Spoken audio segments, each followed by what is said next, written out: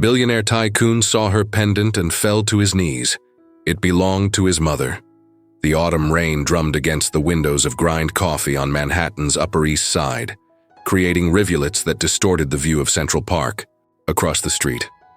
Maya Rodriguez wiped down the espresso machine for the third time that morning, her movements precise despite the exhaustion weighing on her shoulders.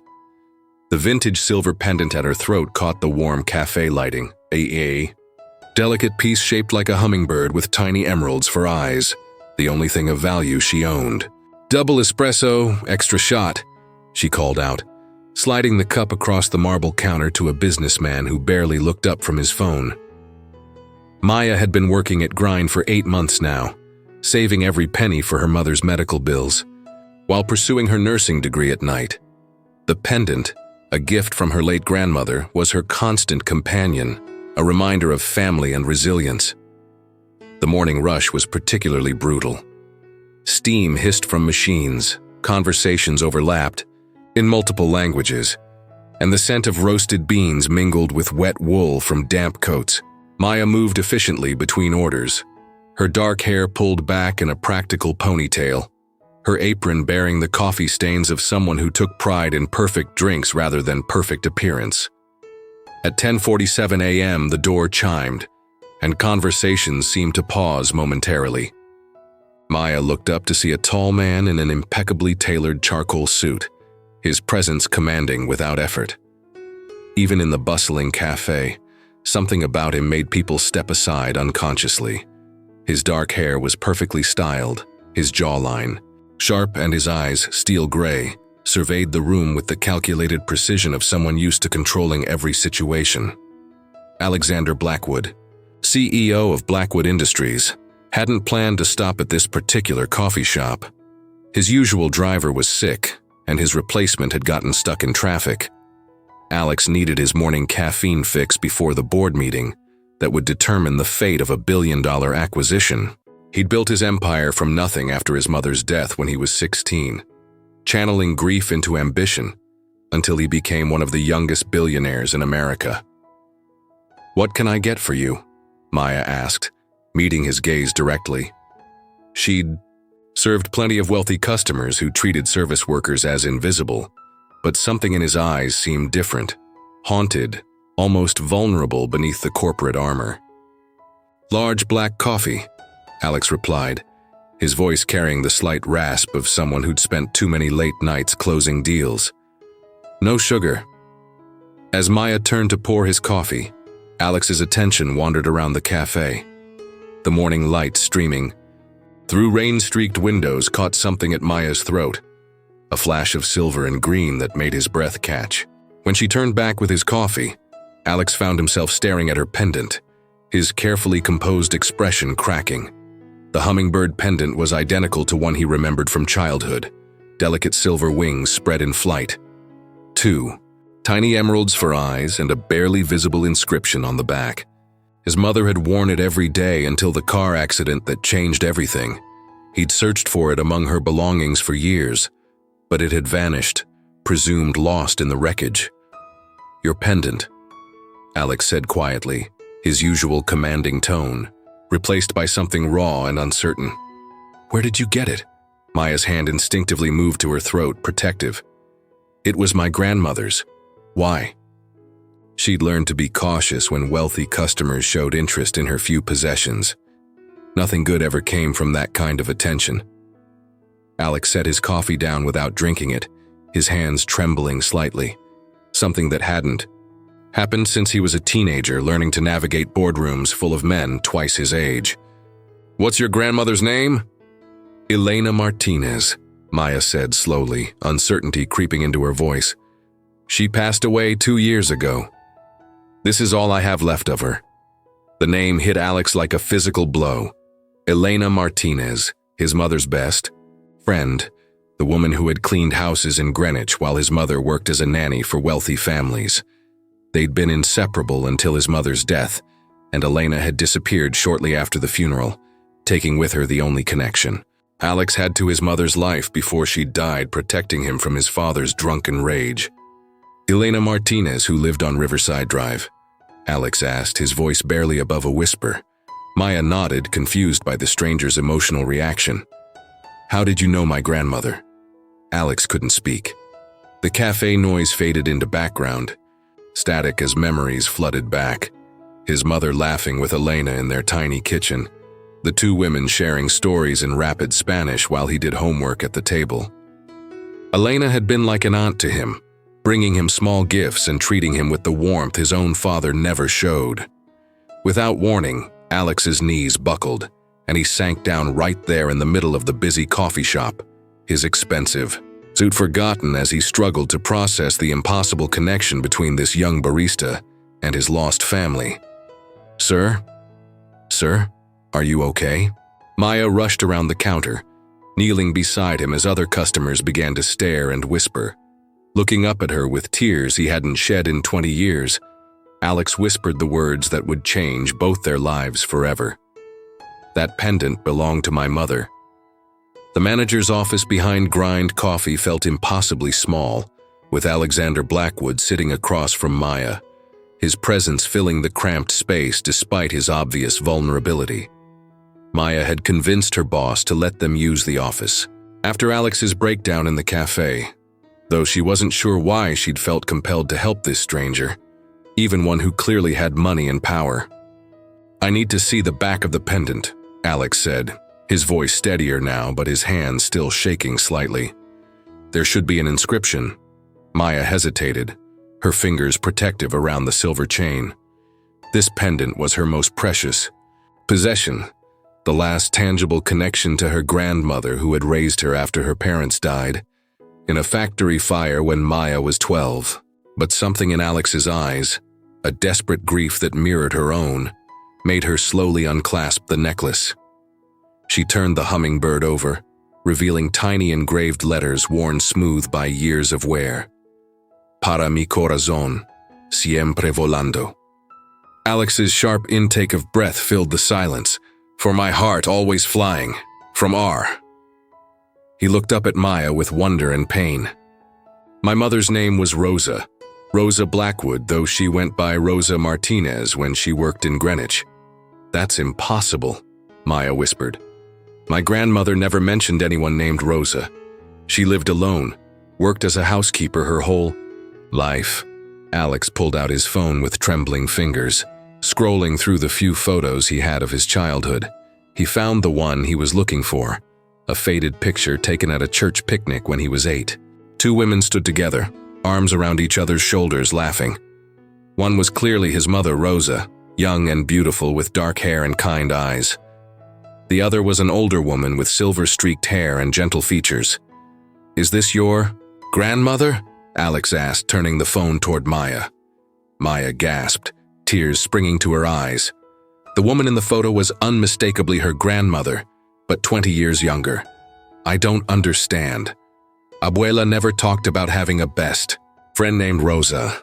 They were more than friends, Alex said quietly. They were family. Elena was there when I was born. She helped my mother through some of the worst times with my father. His jaw tightened at the memory. When my mother died in that car accident, Lena just disappeared. I was 16, suddenly inheriting everything, dealing with lawyers and social services. I tried to find her, but she'd moved, left no forwarding address. Maya studied the photo, pieces of her grandmother's mysterious past suddenly clicking into place. Elena had always been secretive about her younger years, deflecting questions, with gentle smiles and changes of subject. There had been moments when Maya caught her grandmother staring at nothing, sadness clouding her features, whispering prayers in Spanish for someone named Rosa. She grieved for someone, Maya said slowly. I remember finding her crying sometimes, holding this pendant. When I asked, she'd just say she was remembering an angel who flew away too soon. Alex closed his eyes, pain washing over his features. My mother gave Elena that pendant the week before she died. She said she had a feeling something might happen, and she wanted Elena to have something to remember her by. She made Elena promise to keep it safe. But how did you end up? Maya gestured vaguely, indicating his obvious wealth and success. After the accident, I was placed with a distant uncle who didn't want me but needed the inheritance money. I ran away at 18, Started with nothing but determination and my mother's life insurance payout. Built Blackwood Industries from the ground up. Alex's voice hardened with old resolve. I told myself I didn't need anyone. That family was just a weakness that gets you hurt. Maya watched him carefully, seeing past the billionaire facade to the hurt boy underneath. My grandmother used to say that family isn't just blood. It's the people who choose to love you, who hold your memories when you can't carry them alone. She kept this pendant for 23 years, Alex said wonderingly. Even when you needed money for your mother's medical bills, I can see it in your eyes, the stress, the exhaustion. She never sold it. Maya stiffened slightly. How do you know? About my mother? I recognize the look. I've worn it myself. Alex's expression softened. The question is, why did Elena give it to you? She could have kept it forever, but she chose to pass it on. Tears rolled down Maya's cheeks as understanding dawned. She knew. Somehow she knew you were still out there. She used to say this. Pendant would find its way home when the time was right. Maya's voice broke. She died believing Rosa's son was still alive somewhere, still needing his mother's love. Alex reached across the small table, his hand hovering near Maya's but not quite touching. I think Elena knew exactly what she was doing. She raised you to be the kind of person who would help a stranger having a breakdown in a coffee shop, who would risk her job to sit with someone in pain. You think she planned this? I think Elena Martinez was a lot wiser than either of us realized, Alex said, his voice thick with emotion. And I think my mother would be proud that her pendant led me to someone who carries on Elena's kindness. Maya looked down at the pendant in her palm, seeing it differently now. Not just a family heirloom, but a bridge between past and present, between two people who had lost everything and found something unexpected in each other. What happens now? She asked quietly. Alex met her eyes with an intensity that made her breath catch. Now I think we figure out what Elena and my mother would have wanted us to do with this second chance. 3 weeks after their first meeting, Maya still couldn't quite believe she was sitting in the executive lounge of Blackwood Industries, 40 floors above Manhattan's financial district. Through floor-to-ceiling windows, the city sprawled endlessly. In all directions, a glittering maze of ambition and dreams. Alex had insisted on meeting here rather than the coffee shop, claiming he wanted to show her something important. This feels wrong, Maya said, adjusting uncomfortably in the leather chair that probably cost more than her monthly salary. I don't belong in a place like this. Alex looked up from the documents spread across his mahogany desk, his expression patient but determined. My mother spent her whole life believing she didn't belong in nice places either. That kind of thinking is exactly what I want to change. Over the past few weeks, they'd met several times, sometimes at Grind Coffee during Maya's breaks, occasionally for lunch at modest restaurants where Maya felt more comfortable. Alex had been surprisingly persistent, yet respectful, sharing stories about his mother and asking about Elena's life. Maya found herself drawn to the man behind the corporate persona, the one who remembered his mother's laughter and grieved for lost connections. I've been thinking about what you said, Maya continued, about Elena planning this somehow. I went through her things again, more carefully this time. Alex immediately focused his full attention on her, the intensity in his gray eyes making Maya's pulse quicken despite herself. What did you find? Maya pulled a small wooden box from her purse, setting it carefully on the desk. She kept newspaper clippings. About you, about Blackwood Industries, going back years. She opened the box to reveal dozens of carefully cut articles, some yellowed with age. She was tracking your success, Alex. She knew exactly who you'd become. Alex picked up the clippings with reverent care, his hands shaking slightly as he read headlines about his business achievements, his philanthropy, his rare public appearances. She was proud of me, he said quietly, wonder in his voice. More than proud. Look at this. Maya handed him a piece of paper covered in Elena's careful handwriting. She wrote about you, called you Rosa's miracle boy, and said you had your mother's heart despite all the pain you'd endured. Alex read the note silently, tears threatening to spill over. Elena had written about watching him from afar, about praying for his happiness and success, about hoping someday he would find peace with his past. At the bottom, in different ink as if added later, she'd written, "The pendant will know when. It's time. Trust in love's timing." "There's more," Maya said softly. She pulled out a manila envelope. "Letters. She wrote them to you over the years but never sent them." Alex opened the first letter with trembling fingers. Elena's voice came through clearly in the careful Spanish mixed with English, telling him about her life, sharing memories of his mother, expressing her love and concern for the boy she'd been forced to leave behind. Each letter was dated, creating a timeline of Elena's devotion to his memory. "Why didn't she contact me directly?" Alex asked, his voice thick with emotion. "She was afraid," Maya said simply. "Afraid you'd moved on, afraid she'd be a painful reminder, afraid she didn't have the right to intrude on the life you'd built." Maya paused, watching Alex's face carefully. "But mostly, I think she was afraid you wouldn't remember her with love." Alex set down the letters, looking directly at Maya. "She raised you to be just like her, selfless, intuitive, protective of others' feelings even when it costs you." His voice grew stronger. "That's why I need to ask you something, and I need you to really listen before you say no." Maya tensed, sensing a shift in the conversation. "Alex, your mother's medical bills," he said directly. "The reason you're working yourself to exhaustion, why you're taking night classes instead of pursuing your nursing degree full-time. Let me help." "Absolutely not." Maya stood up abruptly, the familiar heat of pride and embarrassment flooding her cheeks. "I told you I don't want your money." "It's not about money," Alex said calmly, remaining seated but watching her intently. "It's about family." "We're not family," Maya protested, though the words felt wrong leaving her lips. Alex stood then, moving around the desk to stand closer to her, but respecting her space. "Elena loved you like a daughter.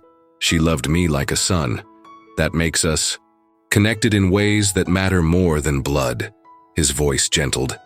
"My mother would have wanted me to take care of Elena's granddaughter, just like Elena took care of me when I was young." Maya shook her head, overwhelming emotions making her defensive. "You don't understand what it's like to owe people, to be dependent. I've worked for everything I have.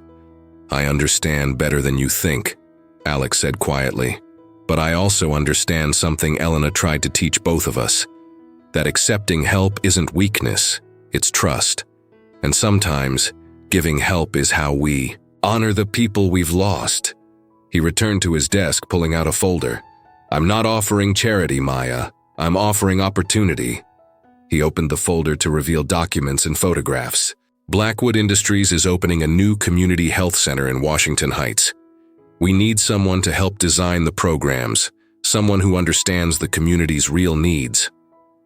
Maya looked at the plans despite herself, seeing a beautiful facility designed to serve families like hers, families who often went without proper health care due to cost and accessibility issues.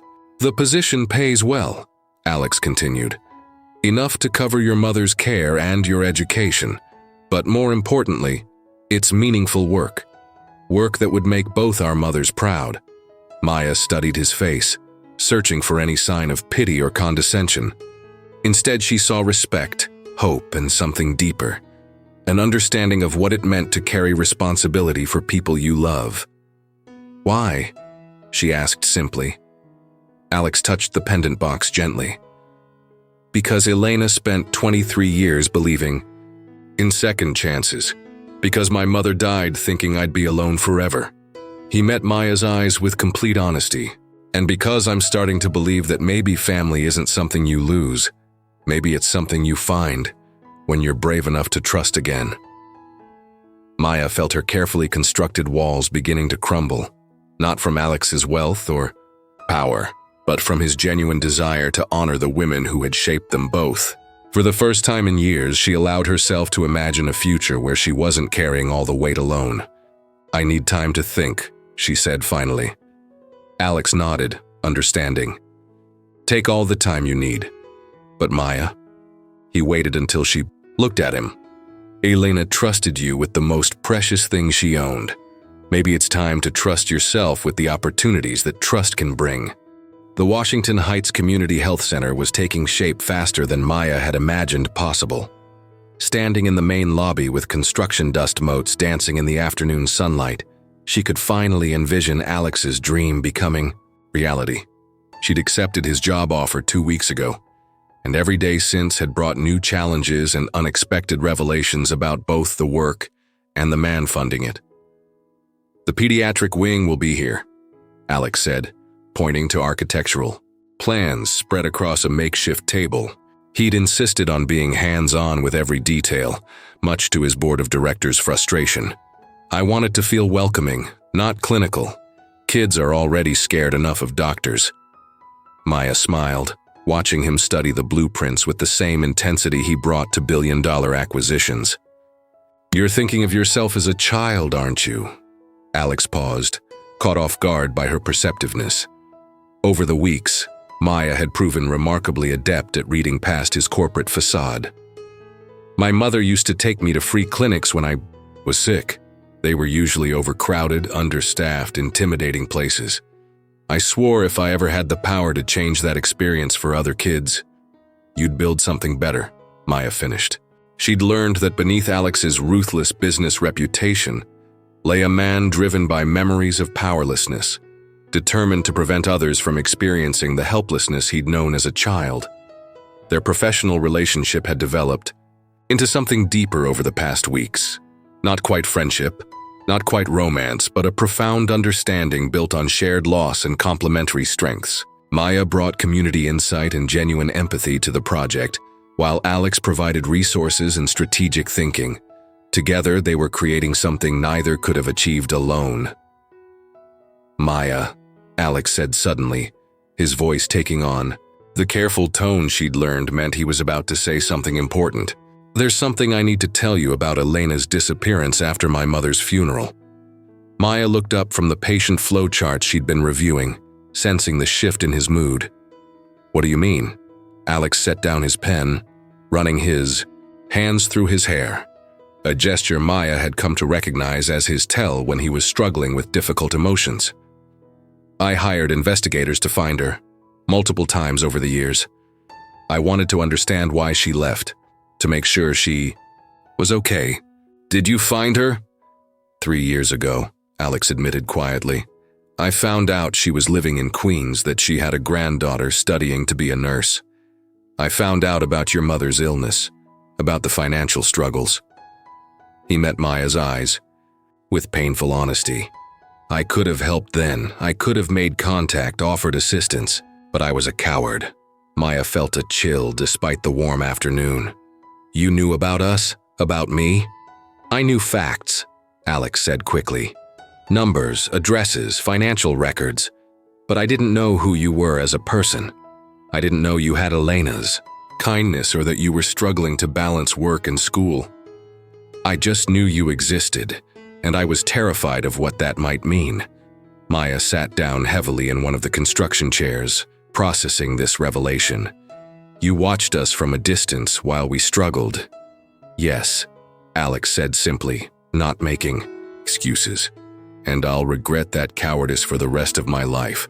Silence stretched between them, filled with the distant sounds of construction and traffic. Maya wrestled with conflicting emotions: betrayal, understanding, anger, and something that might have been relief that he was being completely honest with her now. "Why are you telling me this?" she asked finally. Alex moved closer but didn't sit, respecting her need for space to process. "Because I can't build something real with you, friendship, partnership, whatever this is becoming, on a foundation of half-truths. And because I think Elena would want you to know the whole story." "What whole story?" Alex pulled out his phone, scrolling to a photo he'd never shown anyone. "This is the last picture I have of my mother and Elena together. Look at the date." Maya squinted at the timestamp. The photo had been taken just 3 days before Rosa's fatal car accident. The two women stood outside a small church, arms around each other. But something in their expressions suggested serious conversation rather then casual friendship. Elena knew something was wrong, Alex continued. My mother had been receiving threats from my father's creditors. Dangerous people who didn't care that she'd left him, who saw her as collateral for his debts. Alex's voice hardened with old pain. Elena begged her to disappear, to take me and run somewhere safe, but she didn't. My mother was proud, stubborn. She thought she could handle the situation legally, through proper channels. Alex's laugh held no humor. She died driving to a meeting with lawyers who were supposed to help her get protection. Maya began to understand the deeper tragedy. Elena blamed herself. She disappeared because she couldn't face me, couldn't face the knowledge that if my mother had listened to her, she might still be alive. Alex's voice broke slightly. Elena carried that guilt for 23 years, and I was too wrapped up in my own pain to find her and tell her it wasn't her fault. Maya stood and walked to the windows overlooking the neighborhood where she'd grown up, where Elena had spent her final years quietly serving others while carrying an enormous burden of guilt and grief. She protected me from all of this, Maya said quietly. Never told me about Rosa's son, never mentioned the circumstances of the accident. She just loved me and tried to prepare me to be strong enough to handle whatever life brought. She succeeded, Alex said softly. You're exactly the kind of person she hoped you'd become. Maya turned back to face him, seeing the vulnerability he worked so hard to hide from the world. We're both carrying their ghosts, aren't we? Your mother's dreams, Elena's regrets. Maybe, Alex said. Or maybe we're carrying their love forward. In the only way we know how. Maya looked around the health center taking shape around them. Elena's granddaughter and Rosa's son working together to heal a community, to prevent other families from facing the helplessness they'd both known. You think this is what they would have wanted?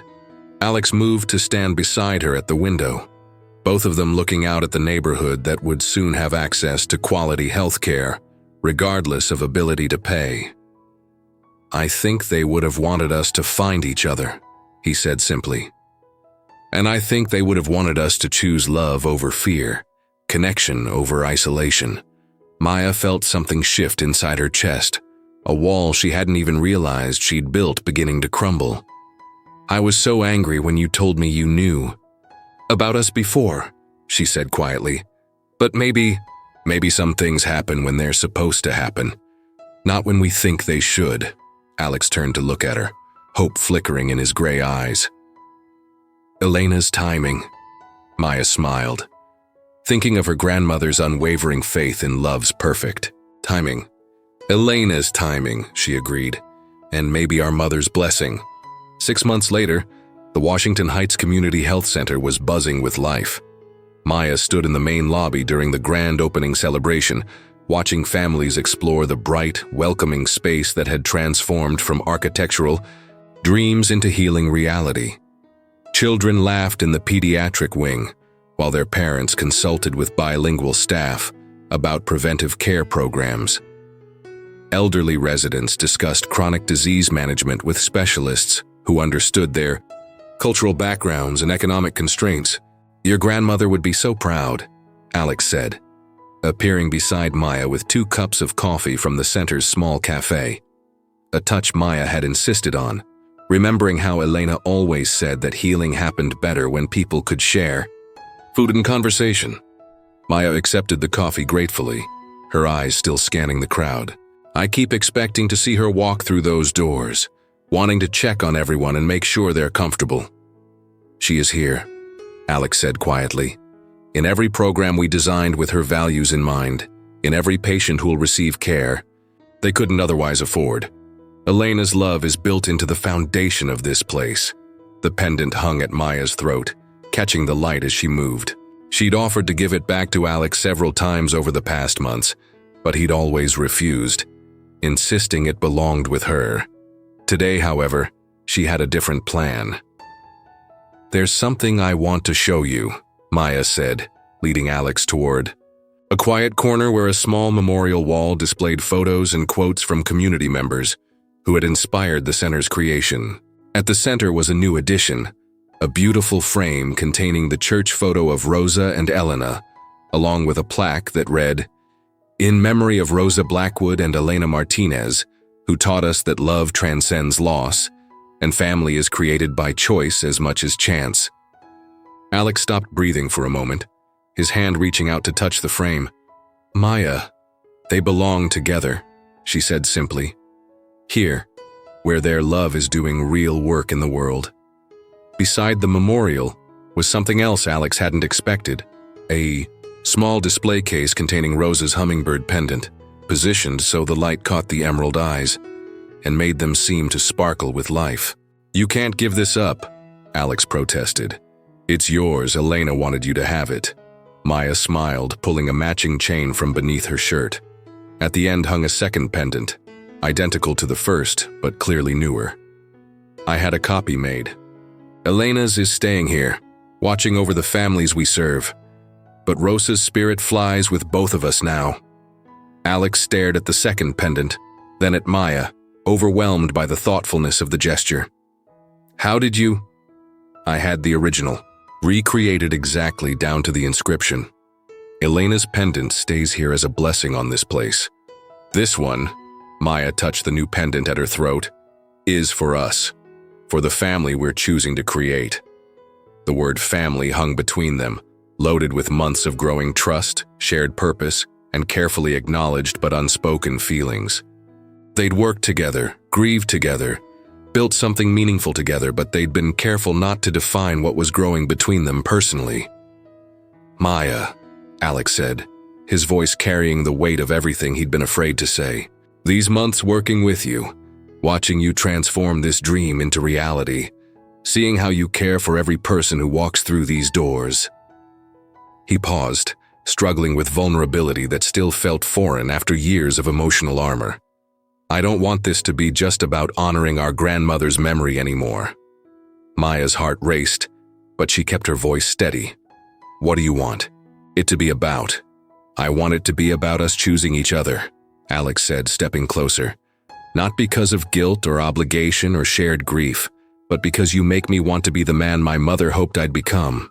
Because you see past the money and power to whoever I really am underneath."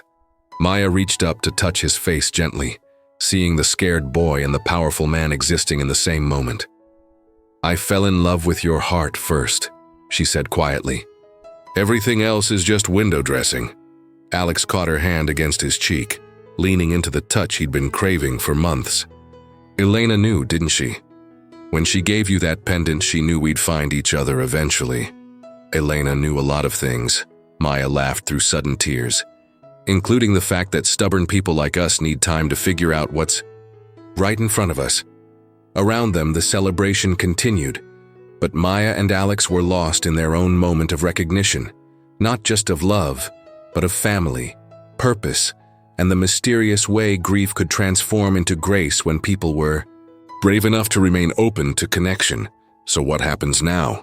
Alex asked, echoing Maya's question from their first meeting months ago.